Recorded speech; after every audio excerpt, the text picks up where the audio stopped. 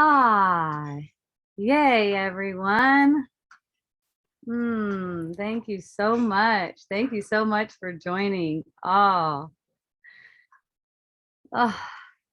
welcome to Wisdom Dialogues with Hope Johnson, coming to you from Hawaiian Paradise Park on the beautiful big island of Hawaii, where we're commanding miracles every day. Yay. And you might ask, well, what do you mean? What do you mean commanding miracles? What does that really mean? And it's in the moment where you sense that the world has some power over you, or something or someone, or there's a difficulty and that has some kind of power over how you take things, how you take the world. And you're willing to open up to a different perception, a different perspective than the one that you already have about what you think you see. Now you see for healing the very root of thinking in separation. That is a miracle. It's immediate healing of suffering. Suffering is immediately uplifted. There's just no, they're seen as being no cause for it. There's no cause for it.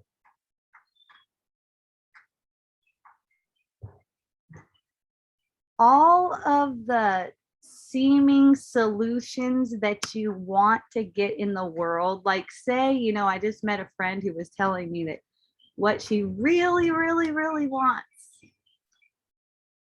is something, some specific place to live, some specific thing. So that, is known as desirous. It's like, I really want, what you really want is a feeling.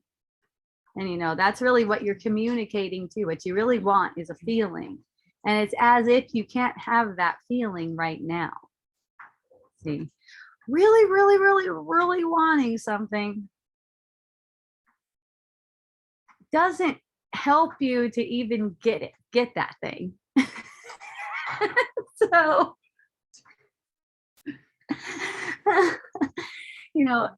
so if that arises in your perception, it's not to push away or anything. It's, I really, really, really want this thing.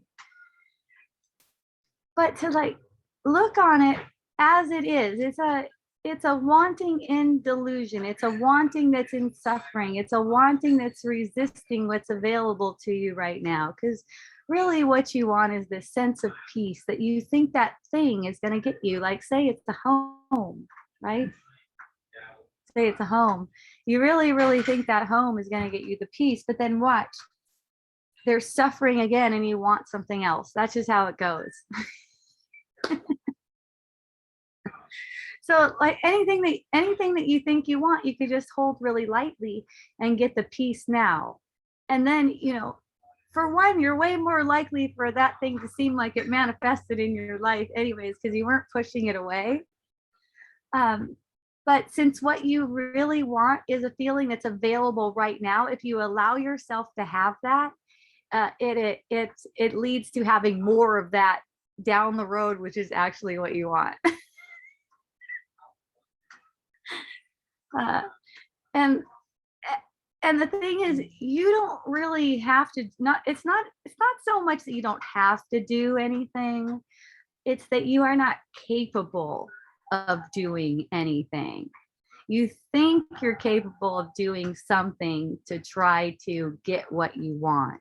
Maybe network with the right people. I don't know, make a bunch of telephone calls, whatever it is. But that kind of stuff, it just plays itself out in the moment. It seems like you're making a choice to do things and to not do things to try to pursue your goal, but you don't make a choice in that. That's not where your choice is. So it's not a matter of saying, I'm not going to do anything. It's a matter of recognizing I'm not capable of doing anything. There's a big difference. See, when you're thinking, I don't have to do anything, it's as if you could do something, but you don't have to. See, that's a different way of looking at it. And that's a way that sets you up for disillusionment. Because in thinking that you can, there's a guilty sense that you may not, or you can do something wrong. There's a sense that you can get it wrong.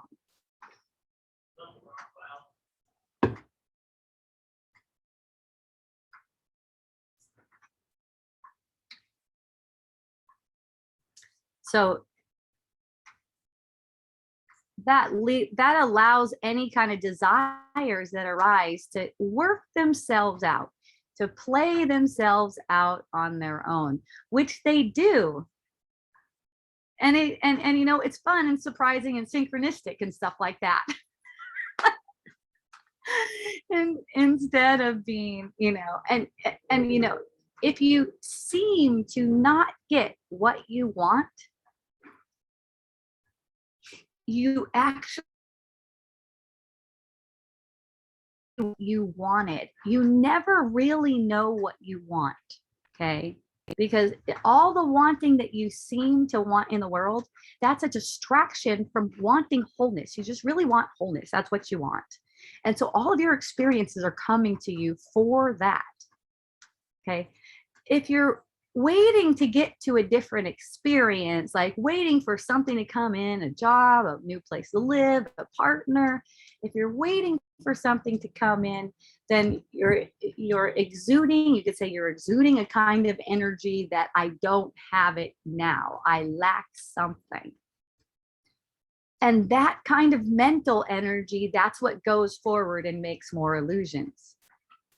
Okay. So it's not to be afraid of thinking in those terms, it's to be aware when you're thinking in those terms, because it's the awareness that leads to the learning. You're observing what's going on.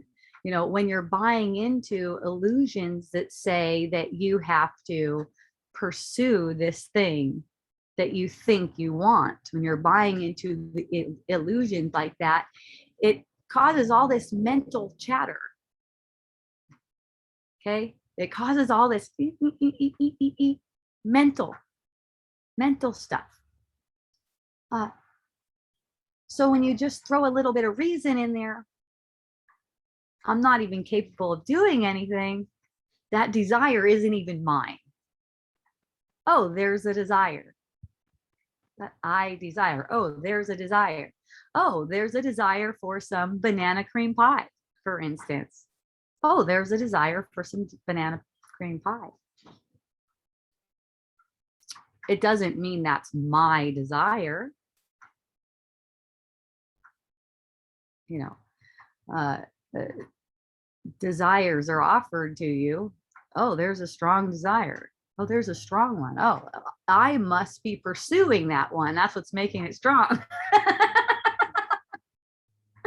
Oh, yeah. Yeah, I really want that. Yeah.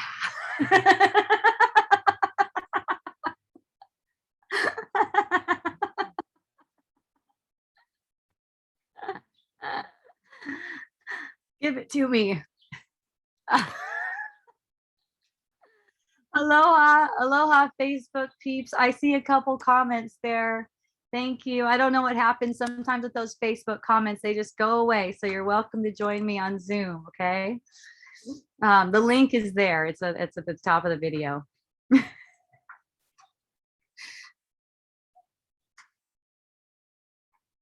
Yeah, when I first started playing around with that desire thing, I think I started using it.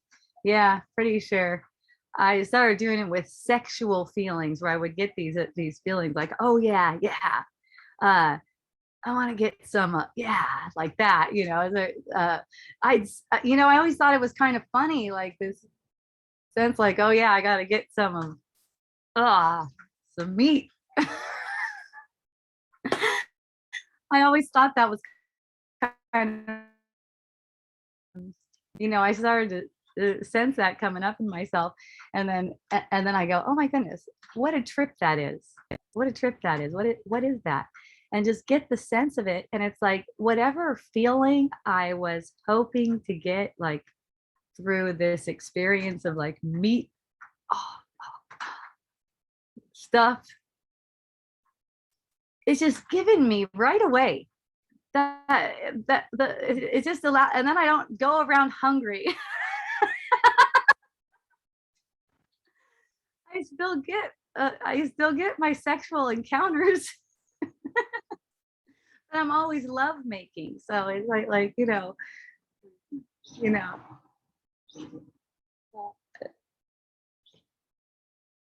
I still get the sexual encounters though. It's like it's not like I'm pushing them away. It's just that I'm not like hungry. You can do the same thing with like if, like, say you're sitting in a restaurant and you just ordered your food, and you feel like really hungry, like you just want that food to come out. I don't know if you guys have had that experience, or that maybe it's just me, but anyways, apply it to something else. If that's the case, you're just feeling so hungry, like you feel like you can't even pay attention to what's going on. Like you're thinking low blood sugar or something like that, right? And just like really get into that feeling, that hunger, even for the food. It's like getting into that feeling. And there's a great bliss beneath it if it's just allowed to be, just like watching what's going on. This it's always like reaching for something else. And, just in watching it play out in yourself, you learn, and you don't go there with things. You don't take things to that, oh, I have to, oh yeah, I have to get this thing, you could just be enjoying the bliss. And when it does come up, you're like, oh, good, I know what that is for. Like, even if I'm like, I hope this happens, I don't know what should happen. I have no idea. I don't even say, I hope the stores start letting me in without a mask.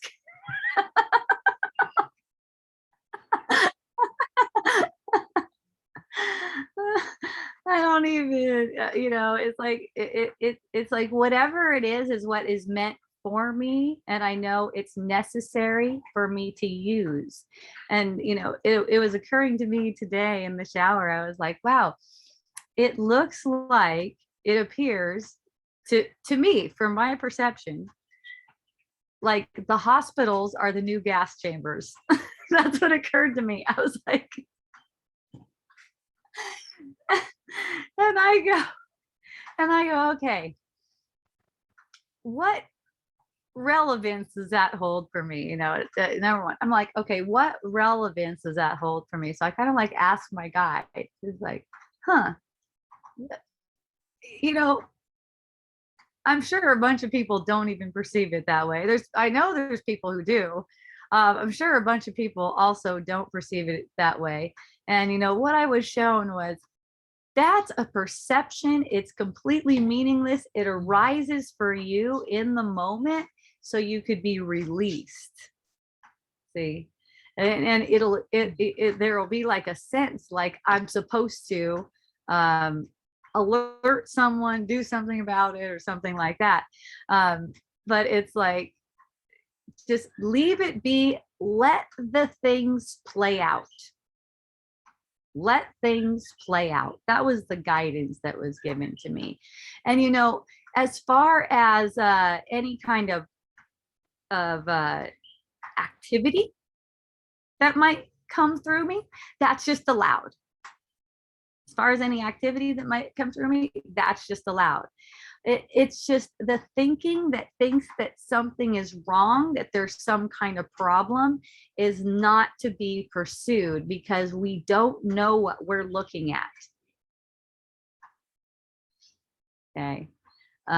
And the thing is, it just opens up this stream, this thought stream that leads into more and more division in the mind.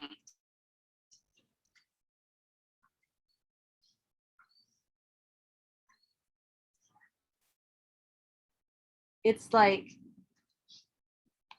get the perception, know what the perception is, know that the perception, know what the perception is for, know that it is a perception, number one, it's not reality. That's number one. And what it's for awakening the mind out of the thought of separation. So it's in using the perception to get curious about that feeling, just like that feeling of getting hungry for food at the restaurant, or the feeling of being hungry for a sexy, steamy experience involving a body. Just get real curious about that feeling, because these things, these thought distractions, are meant to take us away from what it is that can be healed, what can be let go of, what could be released, what can be undone, what kind of agreements we made to hold ourselves in separation, to hold ourselves in illusion, can be undone. Not what can I get out of this? Where's my house? Where's my partner? Where's my money? Where's this? Where's that? There's nothing here.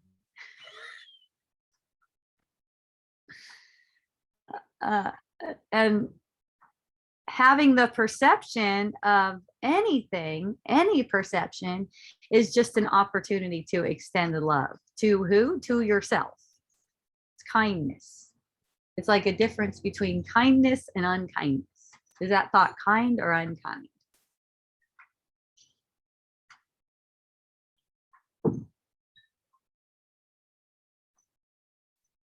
I love you, Jerry. Thank you. Thank you for laughing with me. Thank you for everyone who likes to laugh. I definitely feel like the laughter helps the lessons to go deeper. If you notice, with laughter, there's a certain vibration in the body that's kind of like earthquakey. It's kind of like a trembly kind of earthquakey kind of energy. I sense that as a means for ingraining the teachings. That was one of the things that I noticed, like an earthquake occurring in my mind when I was on the ayahuasca journey, and the teachings were coming in this state, almost like a state in between something, I don't know what, in between something, in between awake and asleep, I don't know. And the teachings were coming, and it was almost like an earthquake. It was like a shaking going on, almost like they're getting more ingrained. And that's how it goes too. As you keep on having a willingness to live the teachings through the particulars of your life, things get shaken. And I sense that too, like during a miracle, when a miracle is occurring, there's the shaking. And that's basically, it's when you've established in your mind that what you're perceiving isn't true. When it has no value, like as you're perceiving it, it only has value as it is in reality, which is love. So, it kind of shakes things up. Or when you just put a reasonable thought into a thinking pattern that's completely unreasonable. Like, for instance, you're responsible for your life.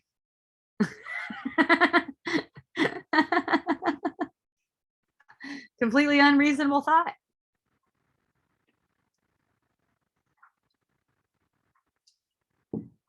Why is you're responsible for your life an unreasonable thought? Because your life is unfolding spontaneously for teaching your mind.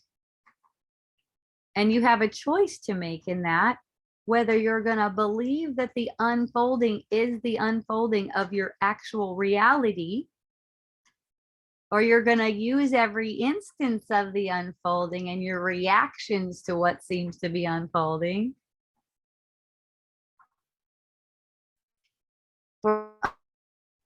the thought of separation. Another way to say that is absolving guilt in your mind.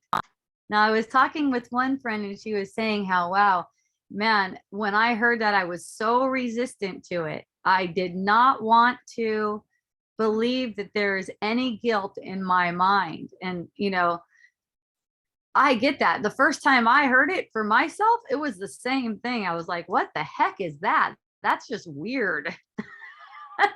Like it's so, you know, it's so covered up that it's just weird. You know, now I see how it manifests. I could see the guilty thought manifest.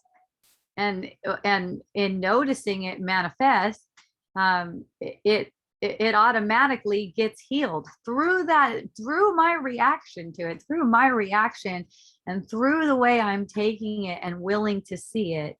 You know, any guilty thought, let's say, for instance, someone's harassing me. You might not realize it, but that's a guilty thought.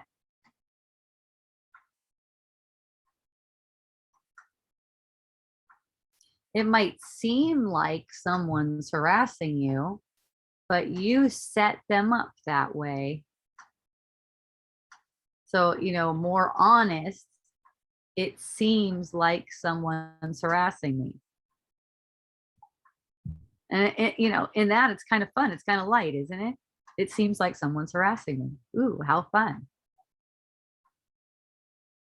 I made them to seem like they're harassing me. That is freaking fun. How fun and funny is this? You know, the ego mind is going to be like, how do I get them to stop harassing me? That's all I want to know. How do I get them to stop harassing me?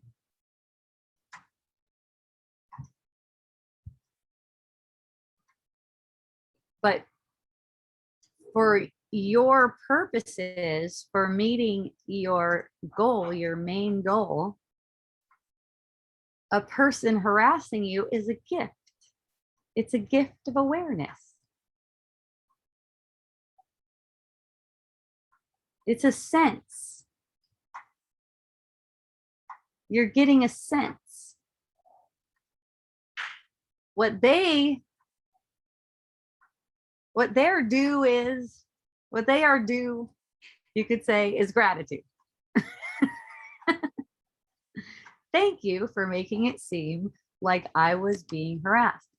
Thank you for helping me to make it seem like I could be harassed. And, you know, I don't find myself telling the person something like that, because depending on their level of awareness, they might imply that I'm saying they're guilty of something. And my goal isn't to confound anyone or make them feel like they're less than, that they're missing the mark, that they've done something to me. Mahalo, Jill. Aloha, Constance, Ursula, Alkini. Oh, I love you all. Thank you.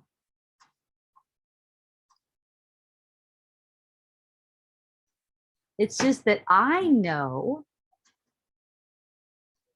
that I set it up so that it's like they're harassing me. And this past week, I got that experience. I could say like harassing / bullying in the sense. That's the feeling sense that's being that's being triggered.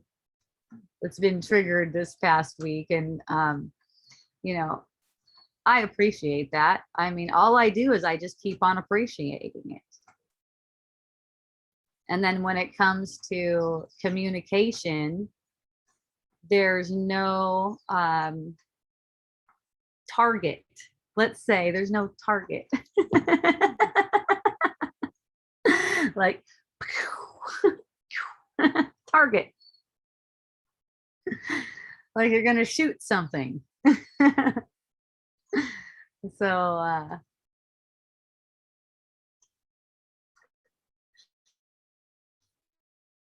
Seems like the person can't take no for an answer and wants to keep on pursuing me to take on a task that they decided it seems to me obligated to do it.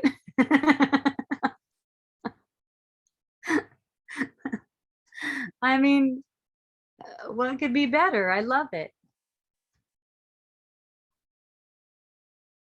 So instead of projecting back at the person, trying to teach the person something, right?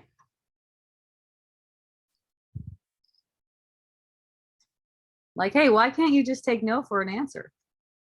Like, that was the first thought that crossed my mind.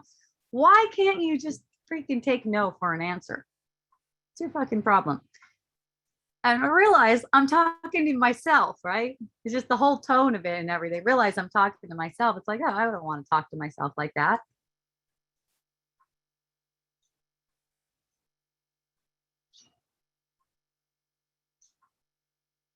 So I just relax with that.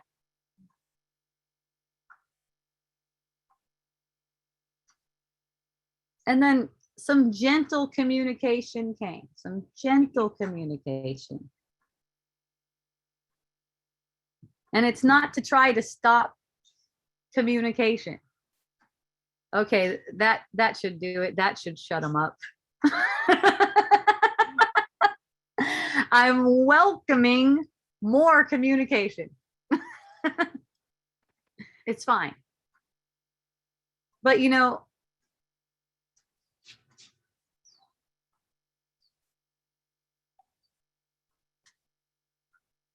the way the communication goes, when it's real communication, it's made in a way that absolves guilt, not makes it real. Not, hey, you're bothering me. You're asking me to do this too much. I already said no. Why do you keep on asking?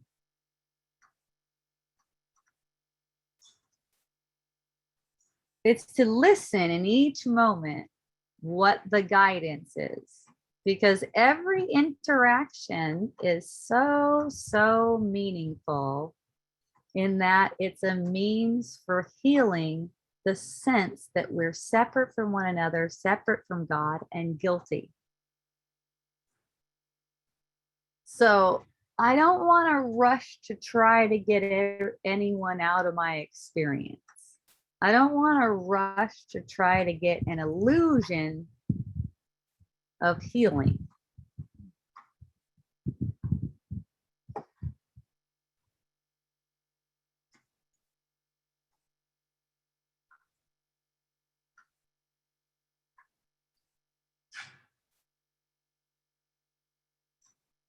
So then things can be taken slow. They can slow down. Like in your mind, you can slow down and be like, okay, what's being asked of me here? Aloha, Leah. Thank you for joining. I love you.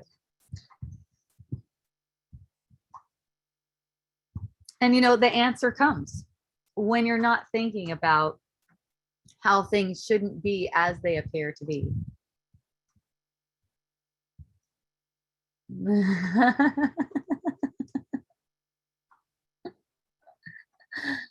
Oh, I love you. Okay, so Jill said, today I smiled and waved at a group of teens walking a dog, and they all robustly flipped me off for no apparent reason. LOL, LOL. Yeah, that's perfect. It's like, thank you. You know, if you want to get flipped off a lot, go to a freedom rally and wave a sign right by the road. If you want to practice with the I'm getting flipped off thought, that's where you can go get that. That's a fun one. Aloha, Kathy. I love you. Thank you.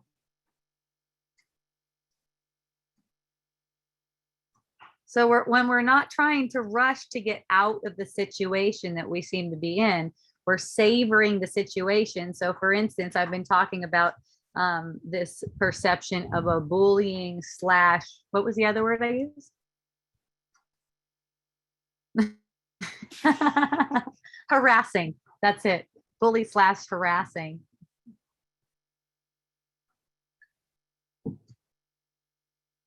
So allowing myself to savor the reaction to having that perception, to savor that reaction.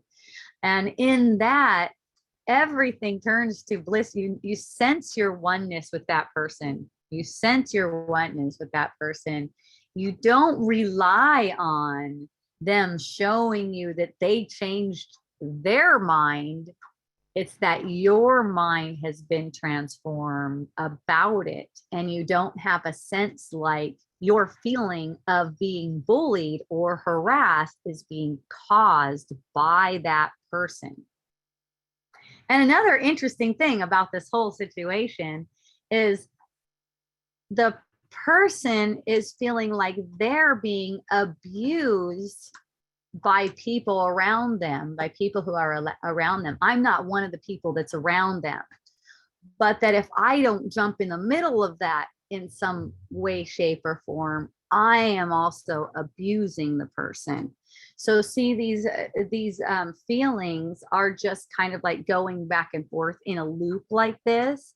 So these patterns that we play together of these feelings, we've been playing them for like millions of lifetimes. We've been working up to where they're really prominent like they are now, and we can actually see them. We can see them playing out. We can see how we're playing our feelings off of each other. So I like take myself out of that equation where I'm projecting my feelings back. See, or I'm projecting them back onto that illusion of my friend, which is not how she is at all. The illusion that I perceive of her is something that I made. That's not even how she is.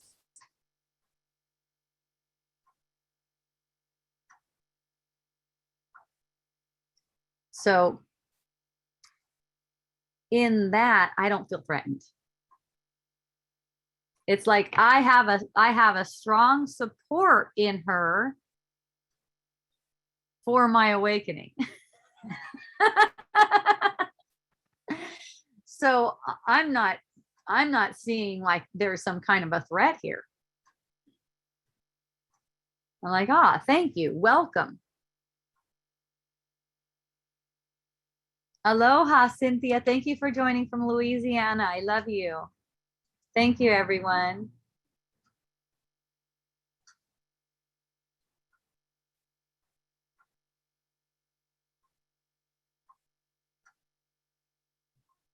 And I get the perception that the person keeps on trying to make a problem with me.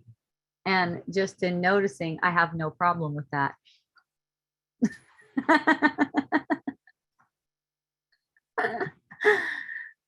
Why are you trying to make a problem for me? Why are you trying to make it as if things are a problem? I know this is perfect for me.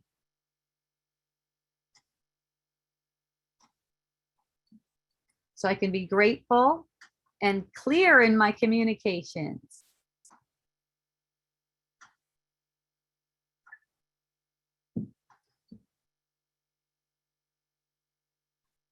And who knows, I'll keep you guys apprised.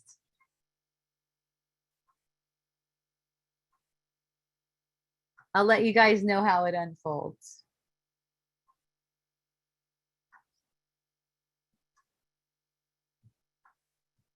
So far, it's just been so beautiful. Just seeing the aspect of my mind that says, because you say this, it means you should do this.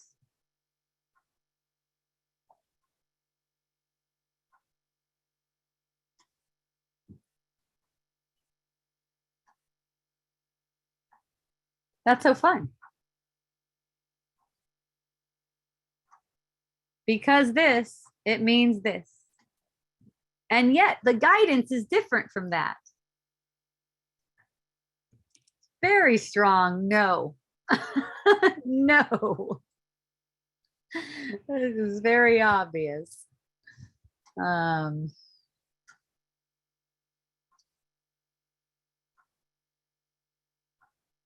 And the idea, I know people go through this, and this is why it arises for me. It arises for me for healing. Every time something arises for someone for healing, it heals everyone. So I know people go through this, like, what should I do? And I've been really clear since the beginning. No, thank you. That's not for me. And yet there's this pushing, like, because this, you should do this, because of this, because this is right, because this is the right thing. My perception says this, and that's why you should come to my rescue.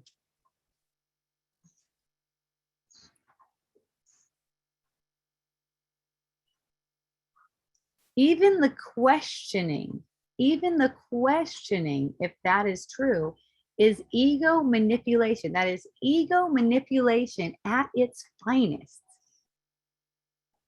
Even the question. You don't have to defend yourself. Anytime anyone starts asking you questions that are meant to put you on the defensive too, you are under no obligation to answer those questions. There's no need to defend yourself. And of course the ego will immediately just come up with defensive thoughts.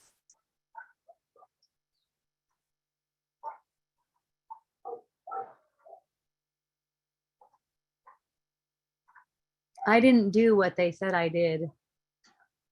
They shouldn't be asking me for that. I didn't mean it that way. And those defensive thoughts, they're a flag right away that you're caught up in a question that's meaningless, that makes it as if you're guilty, that makes guilt being true.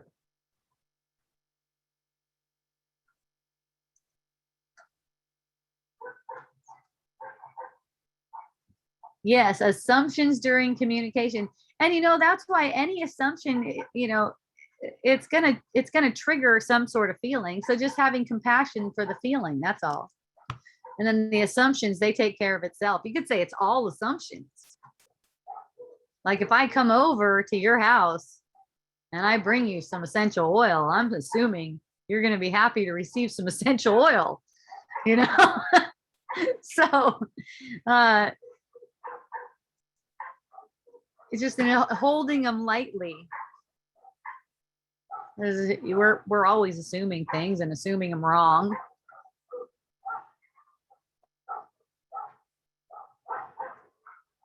Sometimes assuming them right.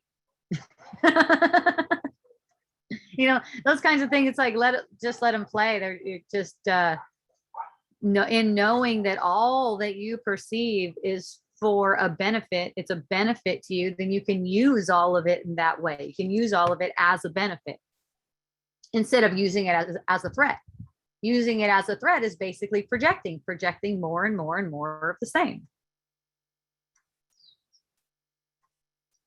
If you fight with a person who seems to be harassing you, hey, don't harass me. You shouldn't be harassing me. If you fight with a person who seems to be harassing you, then you're asking for more of that. You heard. I know you heard.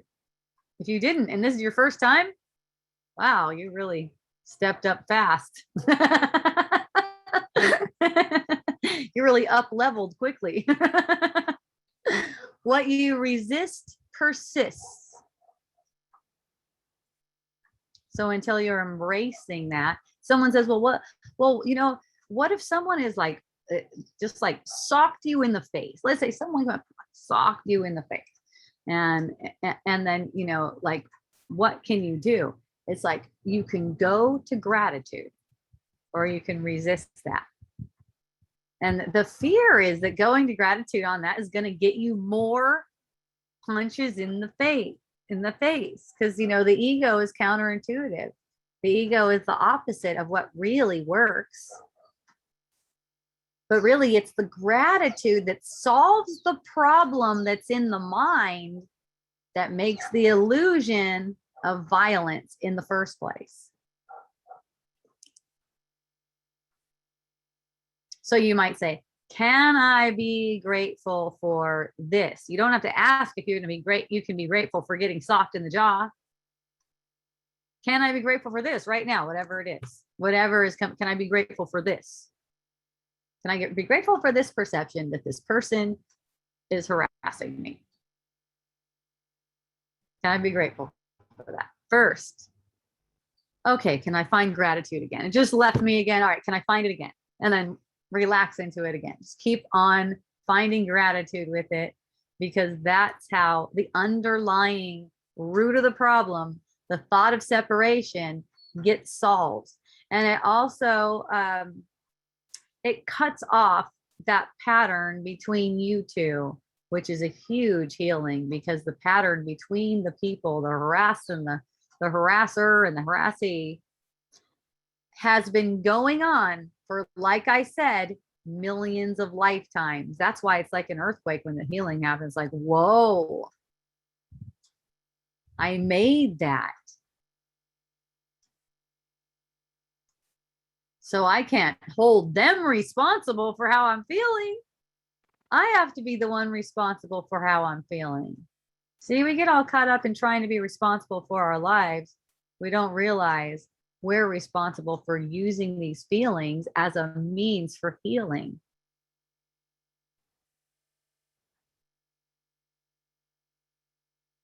In as much as we've learned how to do so, of course. You're only responsible for doing it as much as you've learned to do it. It's not like shame on you if you just don't know. A lot of you guys don't even know. You know, you're just learning this. And hopefully what I'm sharing with you is pointing you to your inner teacher that's showing you how to learn it well.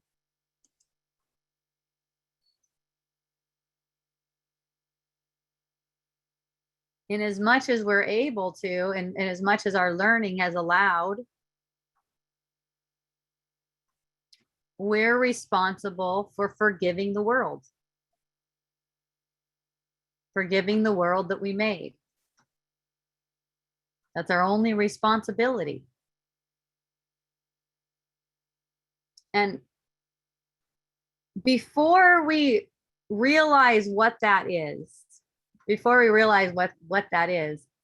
all that's being asked is relax.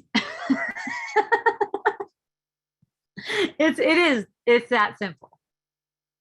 Relax the judgment about yourself, relax the tension about yourself, let any kind of activity play out the way it does. Your body, your apparent desires, whatever seems to be interesting to you, let everything just play out easily. Let yourself get relaxation.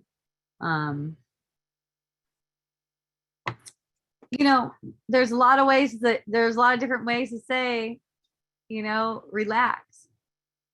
But you know what it is. I was sharing with one friend who was super, I guess you could say, taken off her game. She was taken off of her game. She was crying and crying and crying and feeling like the worst thing was happening. Her son, who's a teenager, said that he was going to get the vaccine, and she knows he's going to get the vaccine, and she's really scared because all of the things she's read, all of the different things, and she asked me, well, what can I do? What can I do? I know that what you're saying is true, but I just feel so upset. And I said, okay, here's what I'm noticing when you're like that. Your breath is very choppy. So right now, see if you can let yourself get a deep breath. See if you can just let yourself get a deep breath. It's really like that simple. That's such a simple thing, right? That's one thing that's relaxing. Just check if you can. Get a deep breath. Okay. So then I immediately sense her energy calm down because she was able to get a deep breath.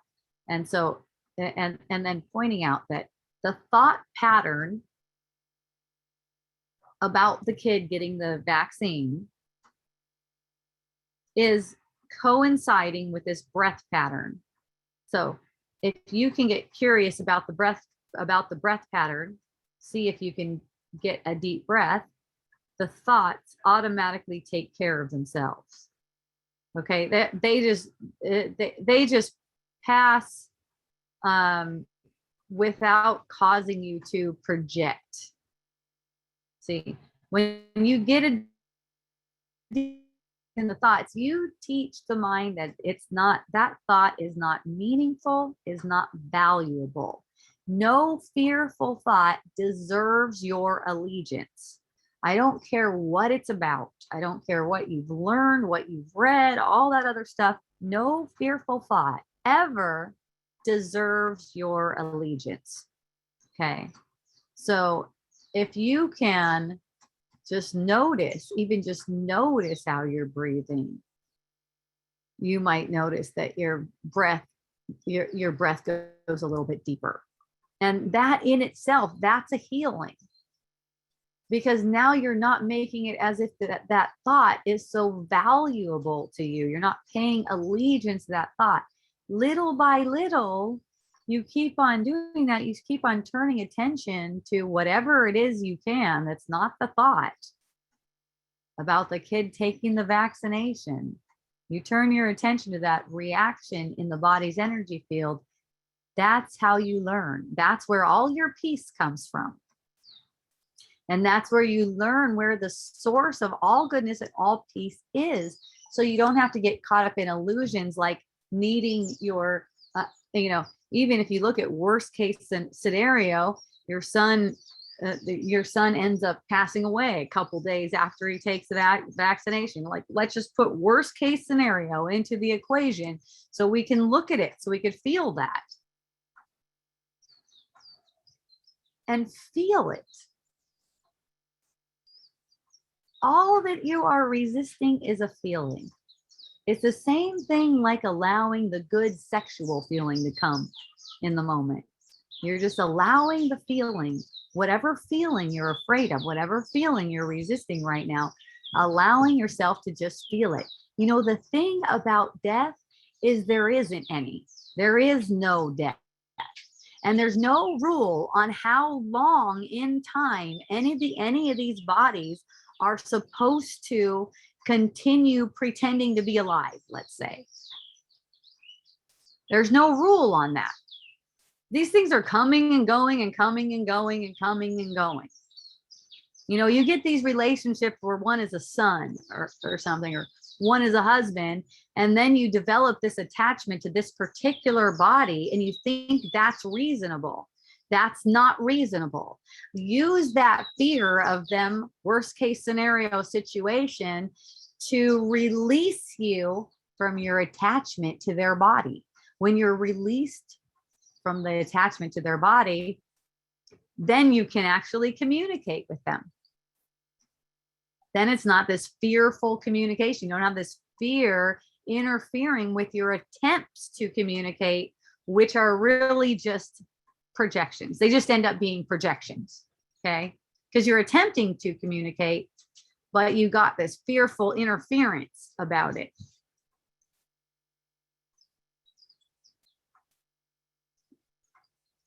In fact, you're still communicating, just not in your dream. In your dream, you're projecting, but before the dream, which doesn't really exist, you are always in communication, in loving communication with everyone, even when it looks like you're in a crappy communication with them.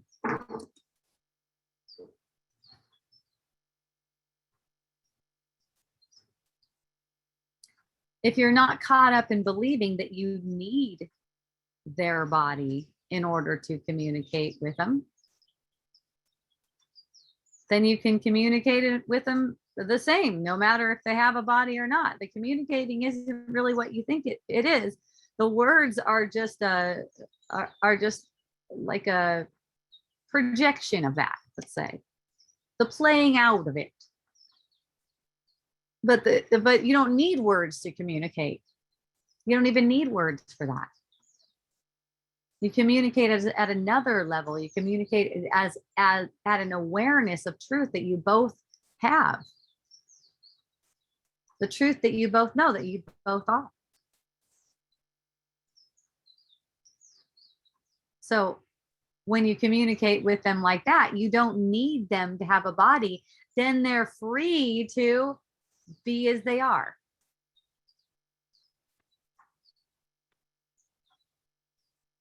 And another thing that we talked about, she said, the vaccine, she said, a lot of my friends are awake to what's going on. I know you're one of my friends who's awake to what's going on, like what's going on in the world. Okay. And I said, okay, well, oh shoot, hang on, I got a mosquito on my head. Oh, okay. Felt something ticklish.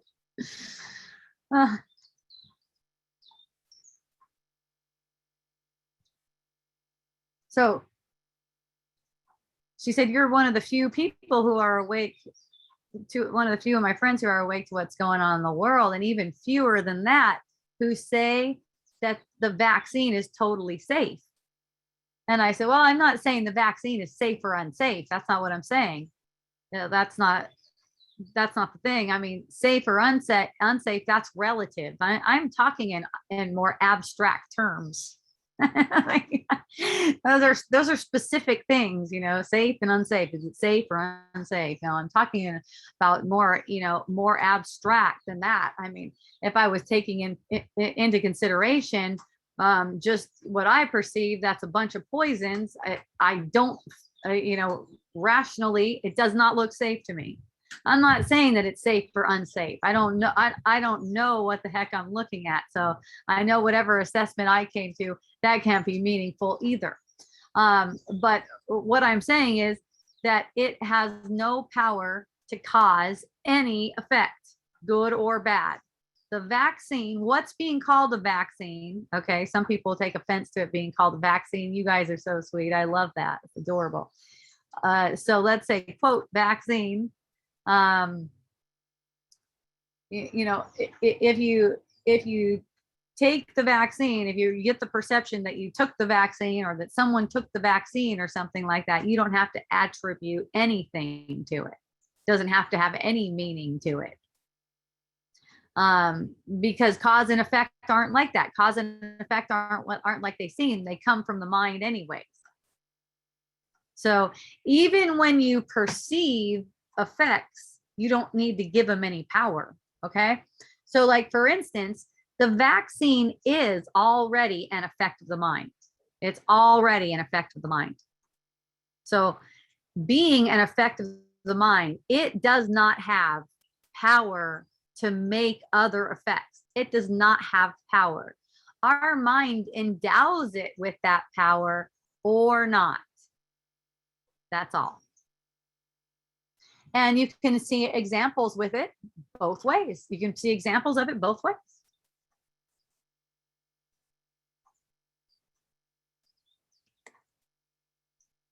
It's always the observer, right? Whenever there's an experiment, the observer has all this power over how it turns out. So, you know, you can play with this too.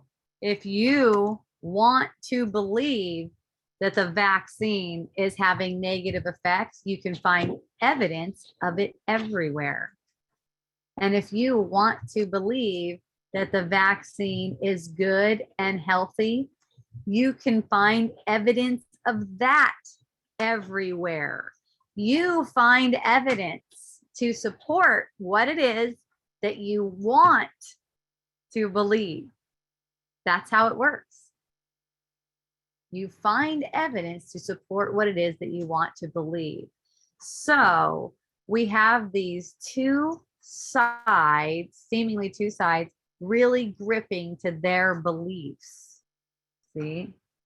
And it's like, how is the other side so freaking insane that they don't see what is going on here? Each side is like that. How is the other side so freaking, how do they not see what's going on here? How are they that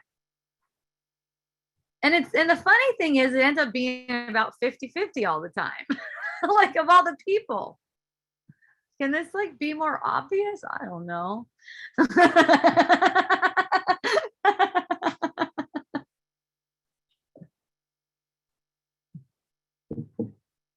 Still not wearing a mask. No, but like I said, if I was guided to wear a mask, I'm not going to allow some, some stubbornness to say, nope, I'm not doing it. Nope, I'm not doing it. If I'm guided to, and I know when I'm guided to, I don't mind. I will put a mask on. I have just been guided to breathe free though, so far. So we'll see how that goes. Isn't it true that in this abstract sense, everything is equal and the vaccine is no different from vitamin C, essential oils, healthy foods, etc.? Yes, that is exactly correct. That is exactly correct.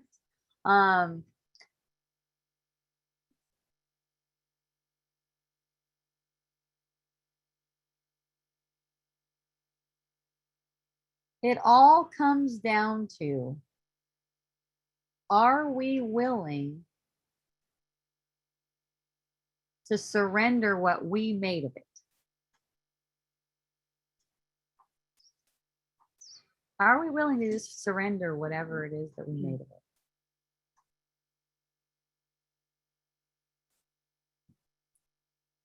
And that doesn't mean that you have to go out and take a vaccine. I'm pretty doubtful that I would take a vaccine. I'm like 99.95 point, I don't know, percent certain that I wouldn't, because it looks like a bunch of poisons to me. And I have no desire, no calling, no nothing to put a bunch of poisons apparently, and even into an apparent body. I'm not interested in that. Not in that way. I mean, there's other poisons I'll put in there, but I'm not putting in like Bill Gates freaking vaccine poisons. That's just not appealing to me. What is the division in the world a symptom of? It's just guilt. It's just guilt. And there's either way. It's like, oh yeah, it's for some of my friends, it's a no-brainer. I always take vaccines. It's a no-brainer. I'll just take a vaccine now. It's like, no worries. We're all given a conscience to, and that's like our inner, you can say that's like your inner guidance. What's right and wrong for you? Like kind of like at the moment, because that's always changing too,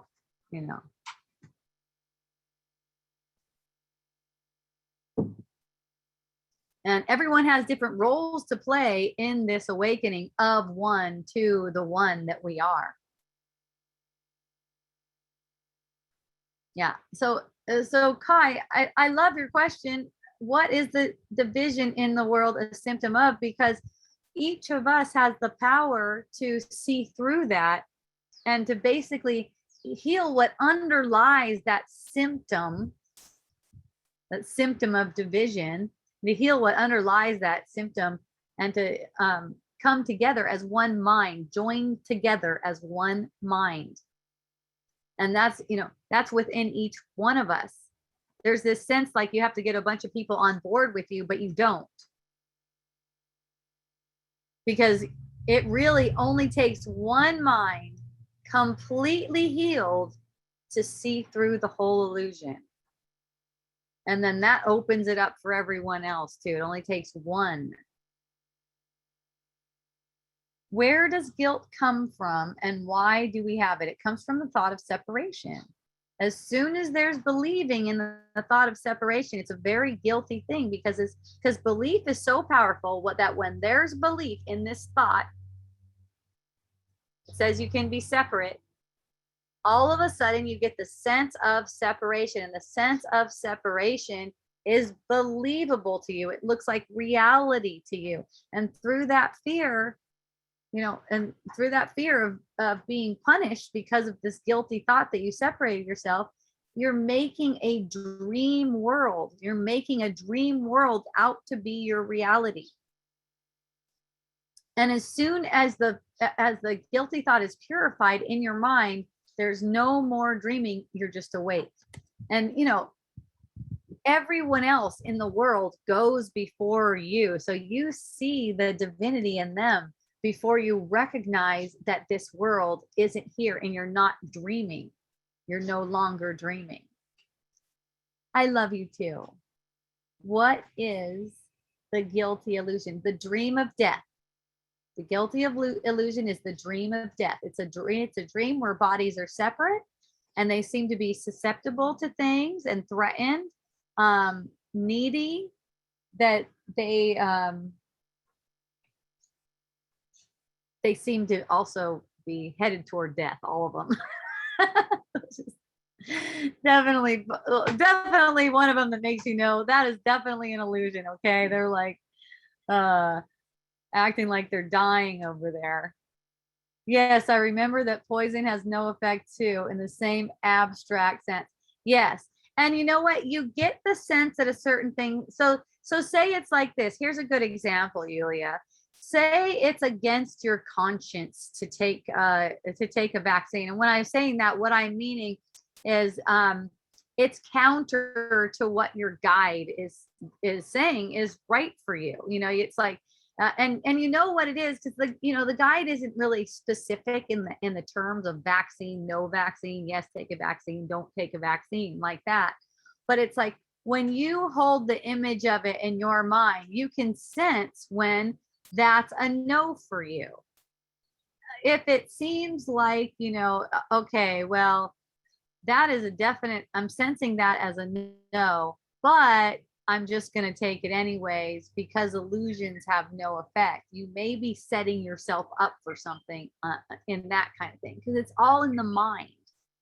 See, so since it's all in the mind, when you go against your conscience in your mind because you think illusions have more power than what's really true, that's what sets you up for more illusions. That's what sets you up for more images of sickness and death, and projects that out into the world. Guilt is when one perceives that one has done something wrong or bad. Does living in the insanity of illusion and separation create guilt then? Well, no, it doesn't create it, but it reflects it. It reflects the guilty thought all the time. And that, that's the reason it is reflecting the guilty thought. So you can feel that and you can know that it doesn't serve you. And in observing that, you get to know it. You get to know what it is and realize it doesn't serve you. And in the moment, then you're not being committed to it, and you're not kind of unconsciously paying loyalty to it. See, so it's not like the illusion is creating the guilt in you. The guilt in you, it can't even be created. It can only be made up. It's anti-creation. Guilt is anti-creation. So it's make believe. You made it up, and then you made it as if the illusion is making you. It's the illusion that's making you feel guilty. But no, the illusion is only giving you something to blame it on. Like say a friend is going, you know what? You are a selfish narcissist. I love that one. That's one of my favorites. You are a selfish narcissist. Okay.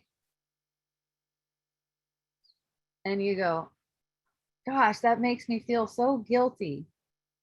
What if I am a selfish narcissist? So then you're seeing it from the point of view that the ego wants you to see it from, in that point of view. That's the point of view of the ego. What if I am really that stuff?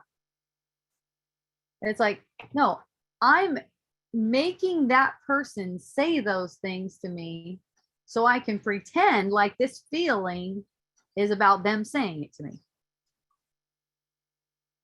I can get this feeling to come up, and I can either pretend like this feeling is about them telling me that I'm a selfish narcissist, or I could use the feeling to go deep. That's like a choice that you have.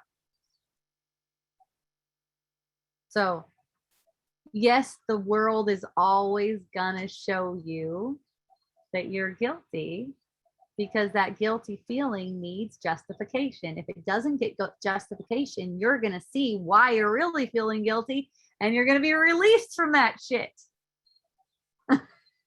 I love you, Yulia. Have a beautiful evening. I love you, Hope. Mask or no mask, but breathing free. Okay, yay.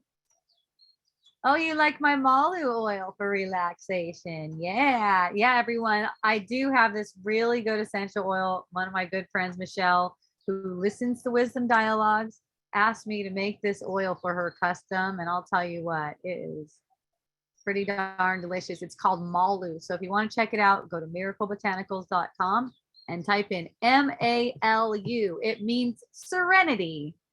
Yeah. And in case you're wondering, the essential oil I have with me today that I keep on smelling is called King and Queen. That is the king of essential oils, oud, and the queen of essential oils, rose. Dancing together quite beautifully, I might add. This is my vaccination.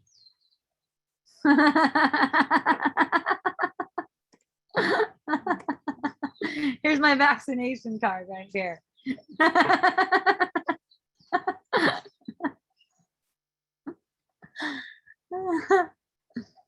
I think it's fun. It's a good game.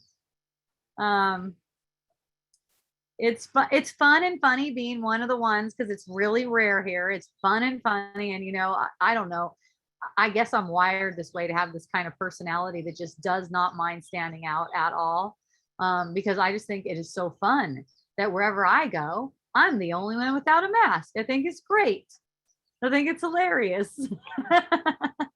I mean, when I go to those places where they require you to mask up, where they pretend to require you to mask up, I don't go to the ones that really require it. But I also find lots of places, like I can go down to the Trading Post. So you guys, local guys, Saturdays, Trading Post down really close to Cinderland, you'll see a sign. Awesome place, awesome farmers market, lots of fun. Starts at 3, goes 3 to dark, and lots of cool peeps, no mask. That's one good place. The juice place, it's another place. But I have a good time. I get a kick out of, people ask me, does anyone say anything to you? And I was like, they haven't in a really long time. It's been a while now. I just smile at people and, help them out if they seem like they need 6 feet distance. They, give them the 6 feet distance, like, not try to get all up in their grill. and the main thing is not holding something in my heart that I expect to have some kind of confrontation. I forget that I'm not wearing a mask. I forget all about it because it's just like natural for me. Sometimes when I'll notice kids staring at me, and then I'll realize, oh yeah, I don't have a mask on. But I think a lot of the times people don't even notice I don't have a mask on too. I think their eyes just kind of like draw a mask on their face, over my face. That's possible too. Anyone can perceive anything. So, but if you are wearing a mask, I recommend putting some essential oils in your mask. No, really. I mean, just like 1 drop smells way better than your carbon monoxide spittle juice on the inside of your mask. I promise you.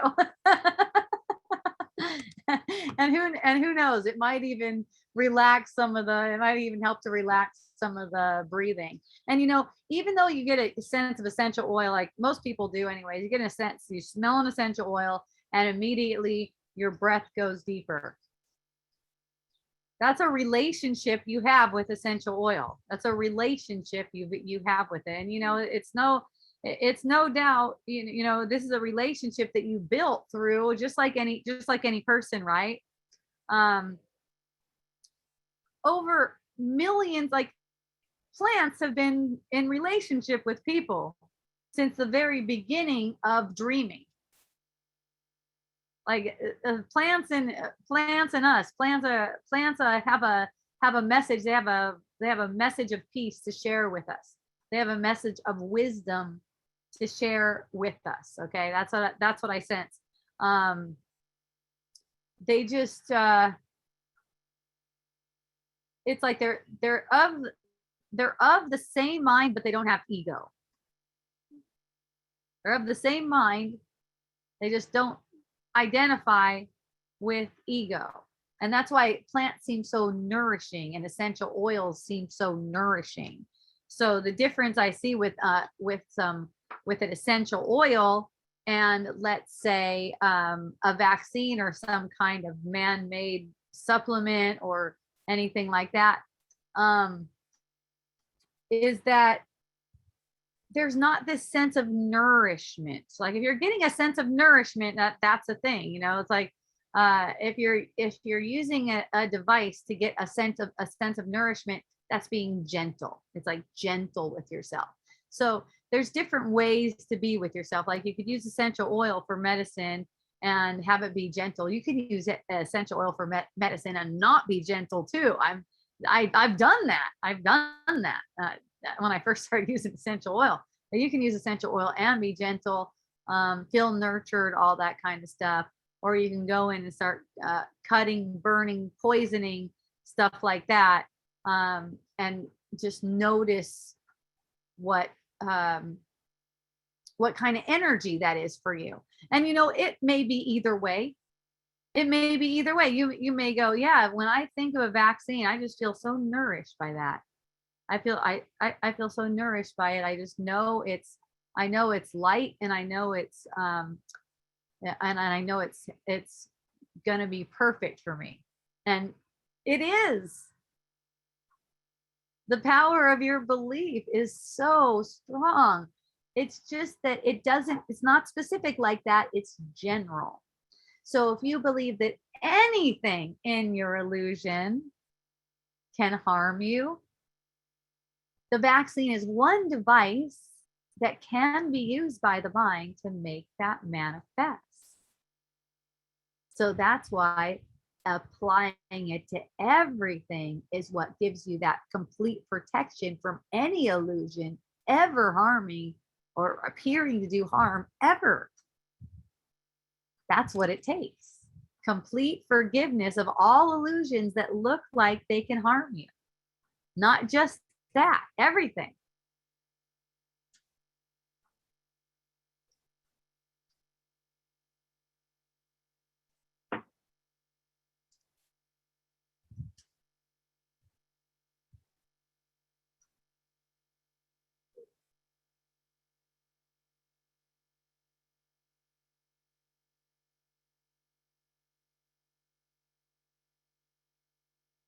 So I know this may sound strange, odd to most people, but what's being called forward of us is to really just start laughing about sickness and death.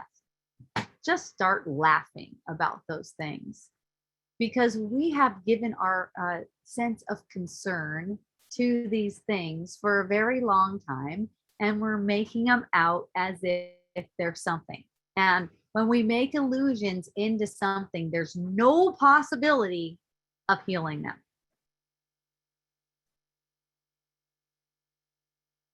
It doesn't matter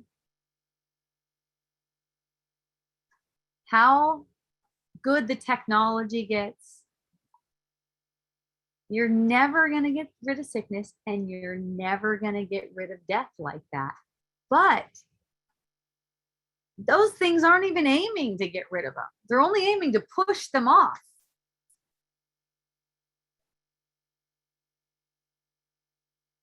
when the aim is for healing the perception, when the aim is toward healing the perception, that changes everything. Then you can laugh at the illusion of sickness and you can laugh at the illusion of death. Because what are they for? They're for showing you that there's never been any separation. So a death or sickness, that is a testament to separation.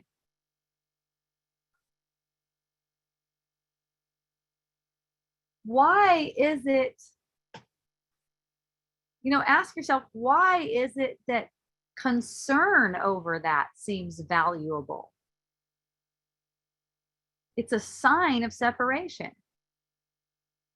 So there's concern over the sickness, there's concern over the death, and concern itself is the sickness that leads to death.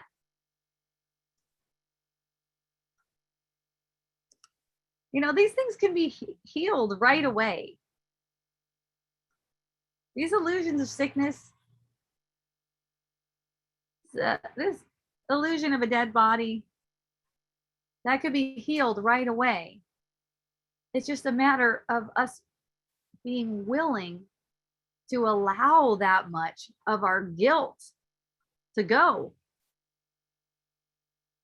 It's natural for us not to think as if sickness could be made manifest and never see anything like that. Let's put it like this. You can't see sickness. You think you see sickness. So it's natural for us to never have the thought of sickness. And that means never thinking we see sickness and never thinking that we see anything dying. That's what our natural sight is. Our natural sight is sight of eternal light. So when we think we see sickness and we think we see death, that's comical, isn't it? It's showing us something that we're not.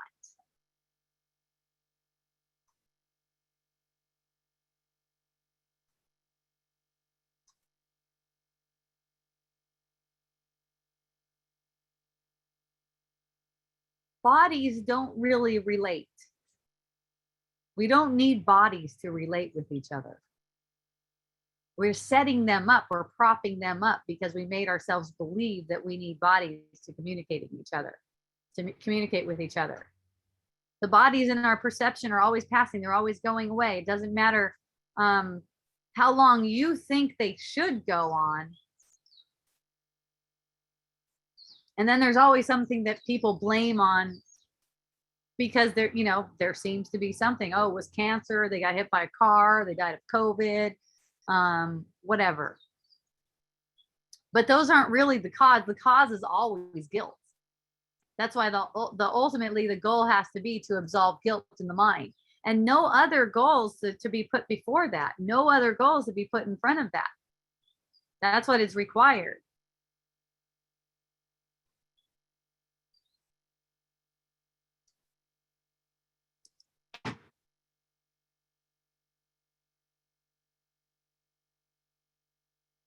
And it's glorious. That's the thing. It's really nice. Because by putting the goal of being in alignment with the will of God, basically, perceiving like the Holy Spirit, putting that goal in front of all goals gives you a sense of relaxation and peace and, love of all that is. The world looks beautiful from that perspective.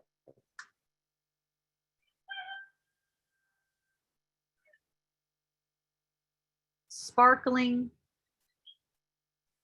glowing with a sense of promise.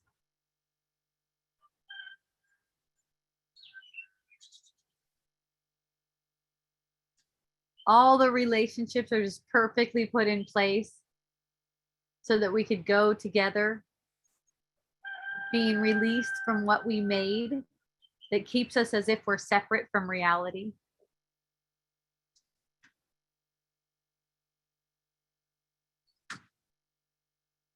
And, it tends to seem lonely at first because the people that we set up around us, we taught them to be how they are. We taught them to relate with us the way they are relating with us. When I get a friend telling me that I'm basically not using those words, but it seemed like to me, telling me I'm obligated to do some things, it must be that I taught that friend through the way that I was pursuing thoughts that I am obligated. I must have taught that friend that. So it's like, oh, all that's needed here is, it's like obvious, all that's needed here is clarity.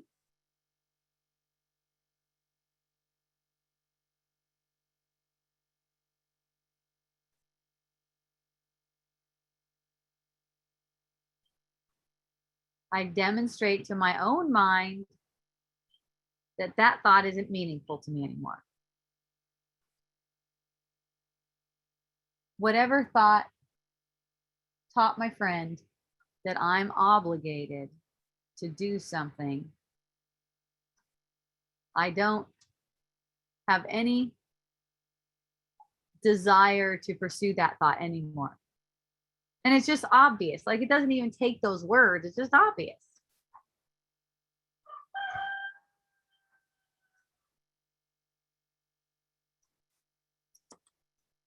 It doesn't mean that I have to get someone to stop pursuing me.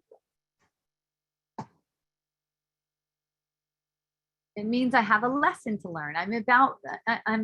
I'm given this opportunity to learn that I'm not obligated. I get the perception of obligation and I'm released from it.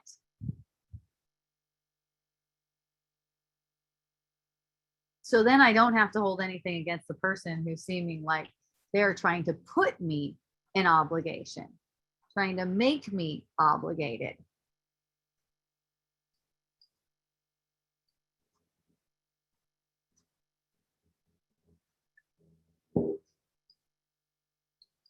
And of course, if you're going to live like that, you cannot really be concerned about your reputation, like what people are going to say about you.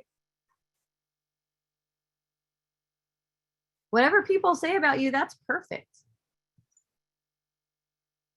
And watch how your emotions swing. Like if they say something good about you, it's like, oh, good, I feel good. And they say something shitty about you, and then you get a different feeling. Just watch that. That shows your attachment to their opinions.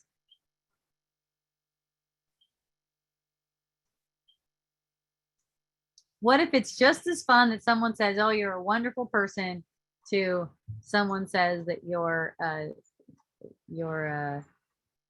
hindrance? Oh no. You're a narcissist. That's the one. That's the one everyone loves. That's the one everyone loves right now. You're a narcissist. How do we absolve all guilt? One by one thought and one feeling at a time. Take each one at a time. Every moment when you get the sense that something is wrong, that is guilt coming up to be healed in you.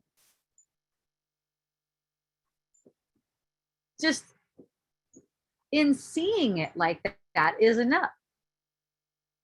Just your willingness to see it like that. See, that most of the time you're not willing to see that this is coming up to absolve your mind of guilt. You'll think that it's coming up for something else.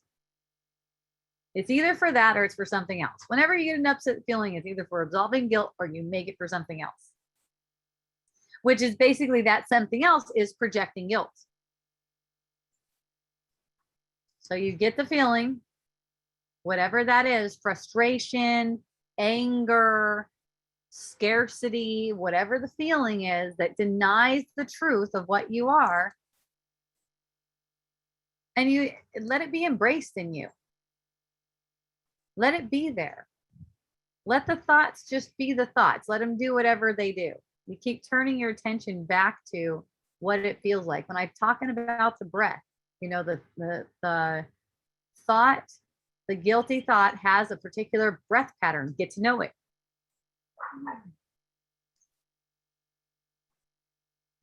when you're caught up in a guilty thought and you're feeling unworthy, you feel that you're not even worthy of a deep breath. That's why your breath gets all choppy.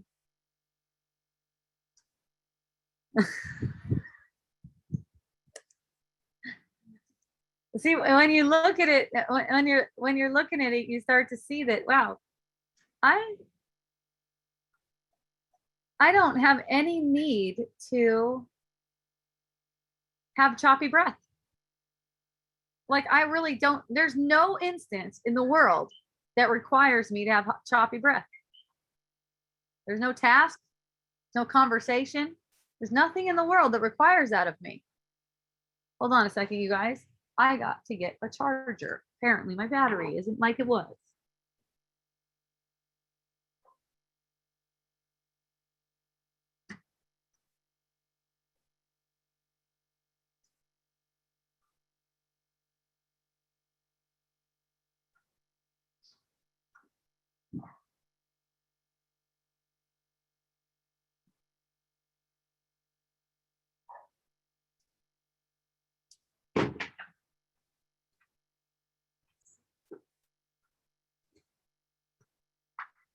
Easy peasy.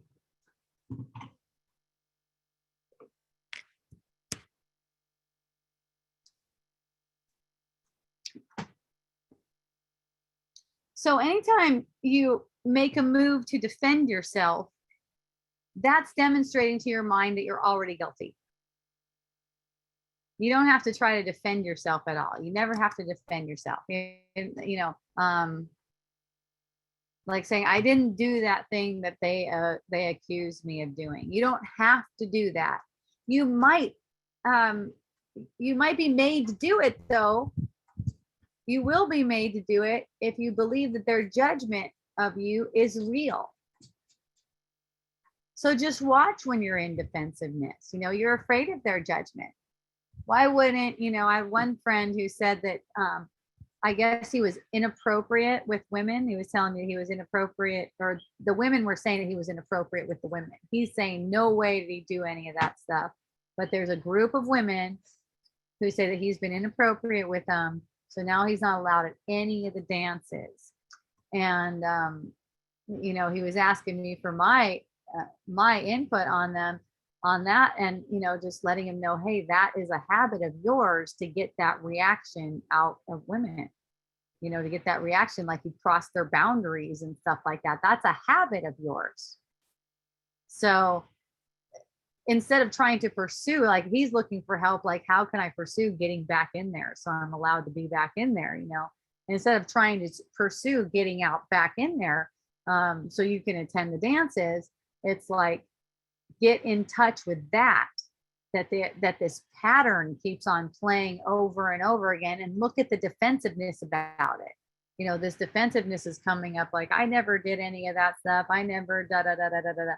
And yet you have a group of people saying that you did do that stuff. It's true. You didn't do it because no one really did anything. That is totally the case.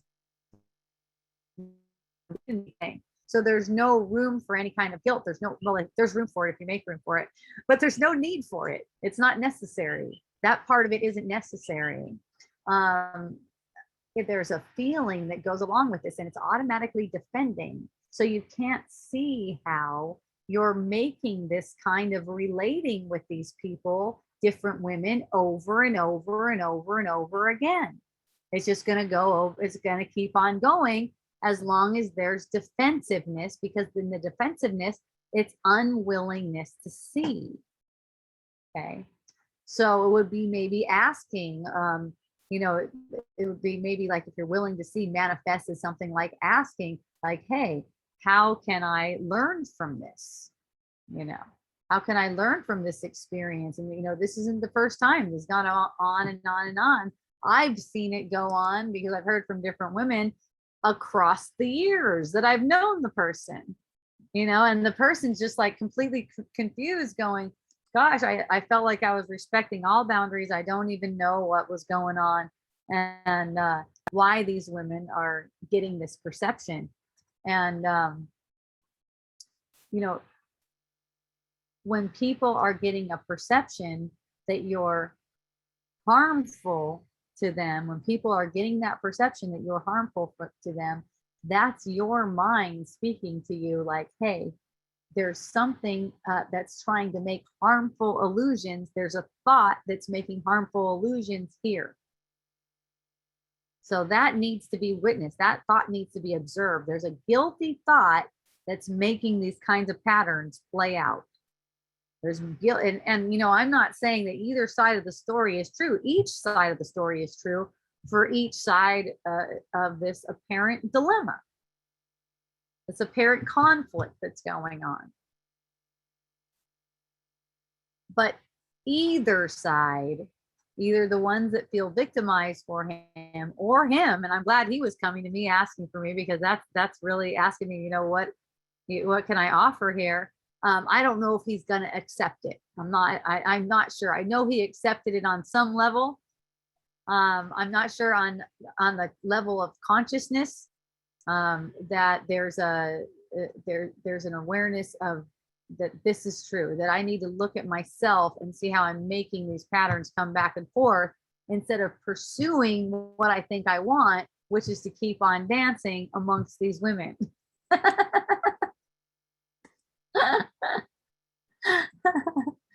See how the desires just get in the way of healing.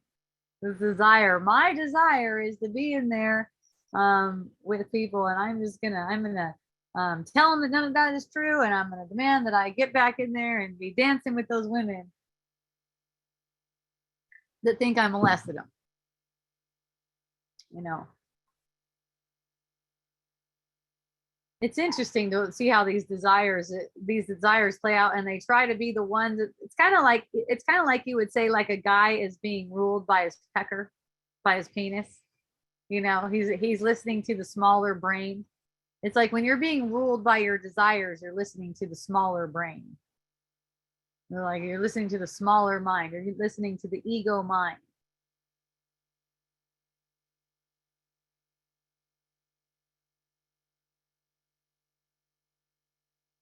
And you know, the paradox is, you know, you're probably going to find yourself back on the dance floor much sooner if you're just like, hey, well, whatever I did, I'd like to learn from that.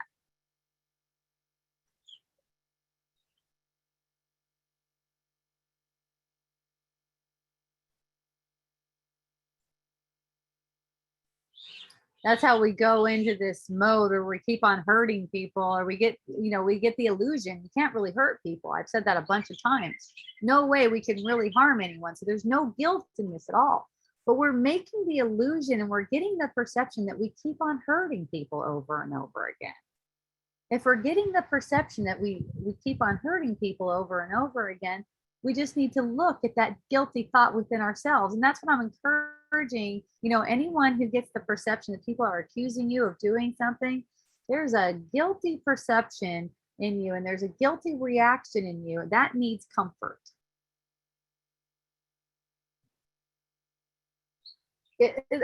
What's denying your comfort is the resistance. Because you're going, no, I didn't really do those things. Those people are crazy. I didn't really do those things. Those people are crazy. Instead of, thank you for showing me this. I must be harming myself in some way to make this illusion. I must be. There's no way you're gonna make an illusion where someone like, hey, you've crossed the line with me. You're harming me. Unless you're harming yourself. And the same goes for me. Like when I have the perception, a person's telling me that I am, if I don't do these things, then I'm abusing them. It's like, oh, that's self-abuse. Thank you for showing it to me. And it's not like I have to go hunting down the thought in my mind. It's just that this sense comes up in me. I could feel it. Like what, you know, I'll acknowledge that perception that I'm abusing her is self-abuse. I'll just acknowledge that, and in that moment, let it be released. That's all. And that's, you know, to answer your question, Jill, one by one, each of these impurities is arising to be healed. And as we allow these impurities to be healed, eventually the mind's going to be absolved of all guilt. It won't need to pursue the guilty thought anymore, because there's no more there's no more commitment to a guilty thought. There's no more commitment to that being real. There's no more, when you get an upset feeling, no feeling like you have to defend it or deny or anything like that. You know, it's so more powerful. It's so much more powerful to just be like, is that so? Someone says you did something. Is that so? And just get that information, because that's information. And that'll stop you from getting the perception that you're hurting people, or getting the perception of people accusing you of being harmful. Whenever you get that perception, it's coming from you. So get the feeling of it. Someone saying you're harmful, get the feeling of that, thinking that you're harmful, because it's like you set them up like a puppet to say that to you. You know, if someone says that to you and you just feel complete compassion, then you know your mind has been purified, and that perception that they're having is healed instantly. Because if your mind is completely purified, no one can even hold the negative perception of you. And I'm going to say when your mind is completely purified, because it will be, like I've said several times, your success is guaranteed.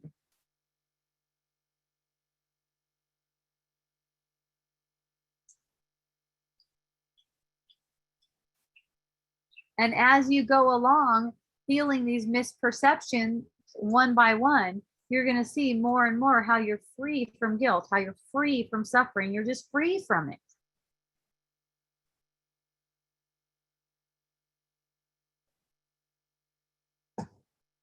And there's forgetting, which is also fun.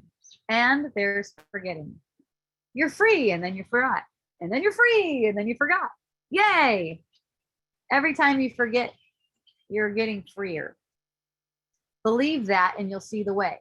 This is all about belief. You know, this is an illusion where you're dreaming about yourself waking up.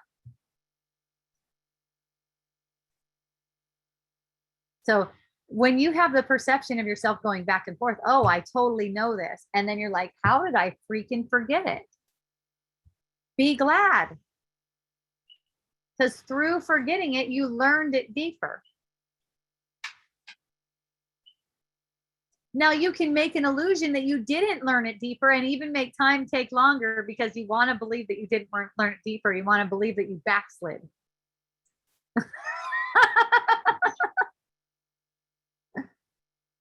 You know, if you'll take those illusions of you falling asleep again as a benefit, they'll show themselves as a benefit, and things will go faster. That's all up to you. The amount of time it takes, that's up to you. And someone was asking me, okay, it just popped in my memory. I have this note for Wisdom Dialogues. Someone asked me to speak a bit on the fear of death that comes up with letting go of the mind and integrating fearful emotions. Okay. So here's what occurs. You know, it might sound easy, or maybe even too simplistic to you when I say turn your attention to your breath, or turn your attention to the feeling. Really, you know, those are the same. It's not going to make a big difference either way. Breath, feelings, that they're all intertwined. You know, when I say that, for a lot of you, that's going to sound too simplistic. Like, how could that even work? It's too simplistic. Watch how difficult it is. You might agree with me that it's the most difficult thing you'll ever do. That just allowing yourself to take a deep breath is the most difficult thing you'll ever do. And you know why? Because you set up these fearful defenses, which is what this friend is asking about right now. This fear of letting go. these defenses is because what you're letting go of is your self-image. You're letting go of your identification as an ego whenever you're just simply turning your attention from the thought to the feeling, sense, and or the breath, especially allowing deep breathing. Watch how difficult that is, how fearful that is in certain moments. So yeah, when it comes to that fear, just be gentle with yourself. Be gentle. Look, notice that you're coming up against a wall of fear. That's kind of like it's almost like an aching. It's almost like it's like, don't go past this. You can sense it in the body sense as an unwillingness to let go somewhere. And yeah, it's a fear of losing everything, and that's total ego fear, because what you have can't be lost. What you have cannot be lost. And it's okay coming up against your unwillingness. It's your unwillingness where it feels too fearful to let go. It's too fearful to just pay attention to my breath right now, because this thing that has my attention is so much more important. And just in being aware of that without judgment makes it gentle on yourself, so you can gradually over time kind of wear away that wall of tension. It's almost like you're wearing it away with a gentle, deep breath. You might even find yourself breathing heavily. You might even find yourself breathing faster. But the point is that you know that it's allowed to go deep. Even if it's not going deep, it's allowed to. You're worthy of that deep, relaxing breath. You're worthy of a blissful sensation. The thoughts that are making something else occur to you are not worthy of you. Your attention is love to them. Your attention to them is love that feeds them. It gives them life. Turn your attention to the breath. Demonstrate to your mind that you love the truth and that you won't sacrifice the truth for illusion.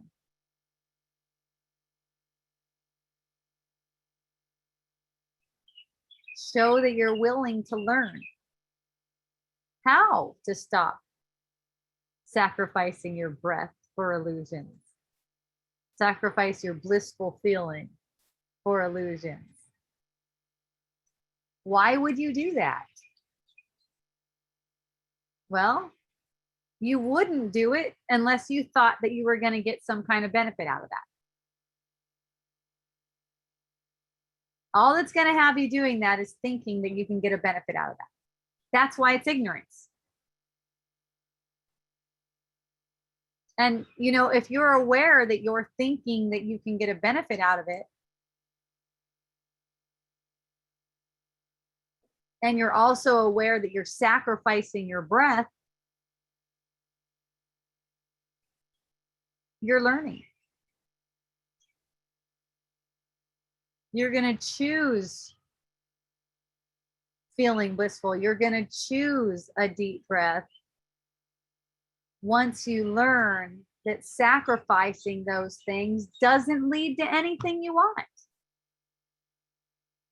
But while you think it does lead to something that you want, you're willing to sacrifice basically the source of your life.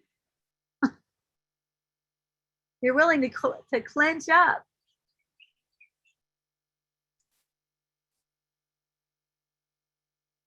To turn off all that information that's coming through the breath, that's coming through feeling relaxed, that's coming through release of tension.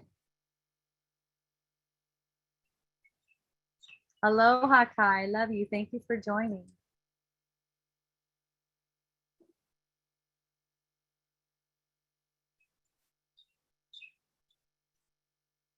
And you don't have to go looking for your lessons. They're just coming.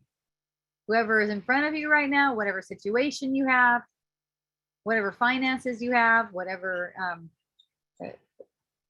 people taking vaccines, not taking vaccines around you, that's where the lessons are coming. That's the means for everything. That's the means for healing. That's all you want.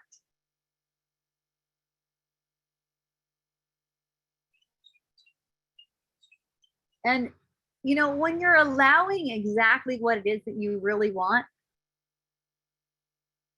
you know, the desires take care of themselves in a way, like in a way that's just fun. They're, you know, knowing that you don't really know what you want, you only know that you're looking for a particular feeling and you're allowing yourself to get that feeling. You're just surprised on how things come together. You know, it's like even the illusion meets you where you are. If you know who you are, the illusion's going to reflect that as well and serve you. Basically, it serves what you think you are. It's always serving up an illusion of what you think you are. Isn't that fun? So you can demonstrate to your mind that you're only here to have fun and love, and that's it.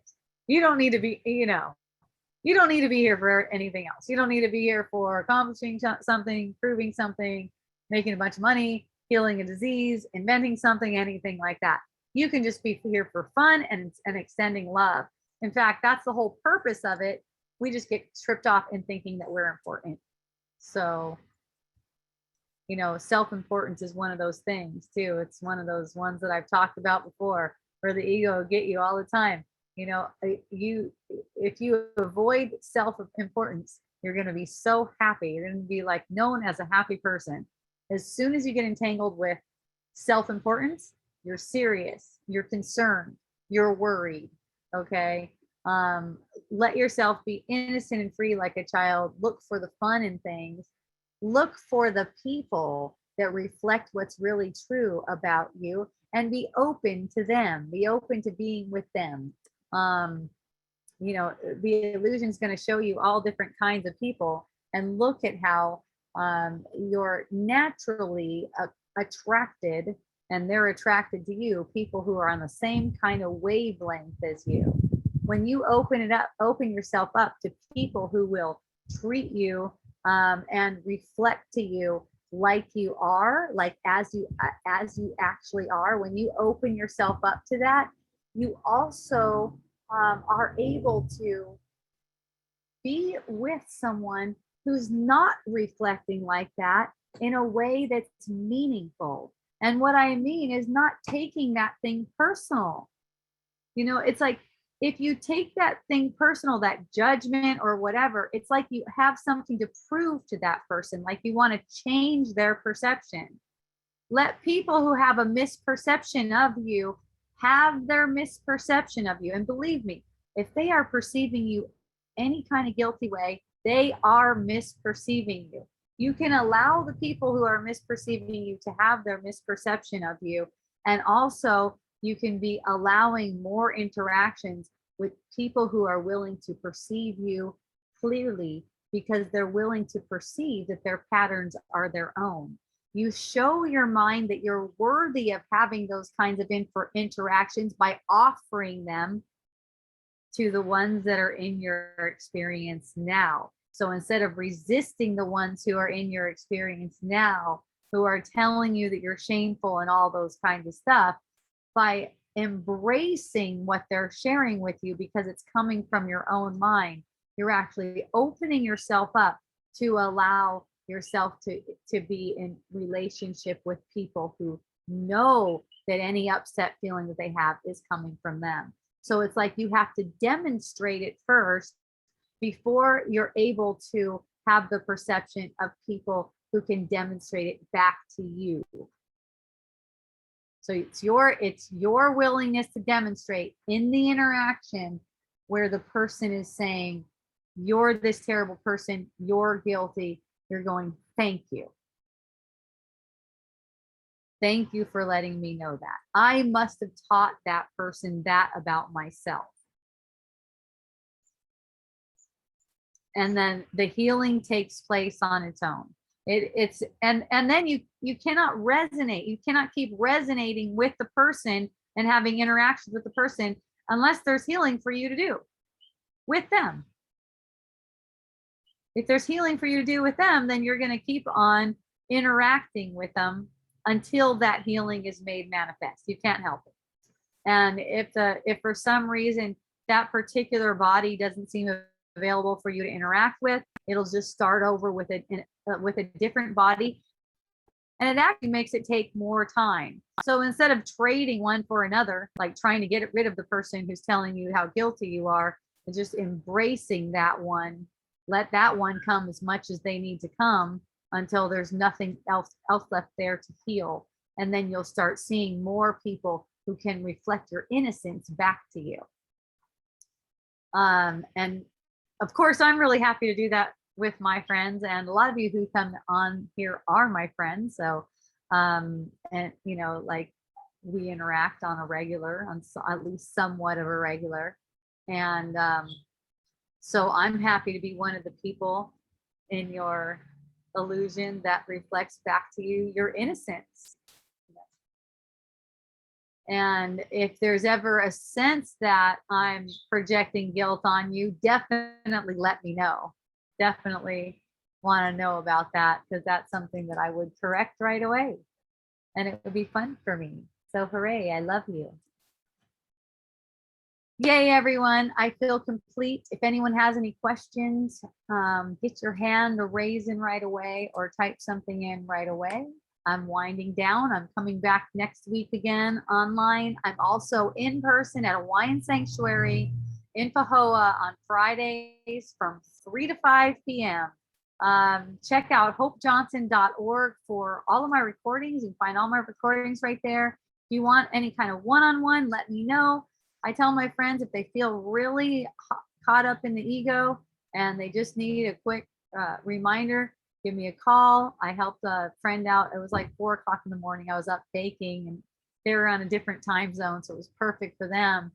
And you know, help you to see past something. I'm really happy to do that. Just reach out to me. Also, you can send me donations. That's on my website too. There's a donation tab there. Or you can, you know, send a Venmo. I don't know. I don't remember the address anymore. Never mind. Just go to my website if you want to donate. And thank you for your donations. Those help so much. I appreciate you. Until next time, thank you, everyone. I appreciate you. Mahalo, aloha, and a hui hou.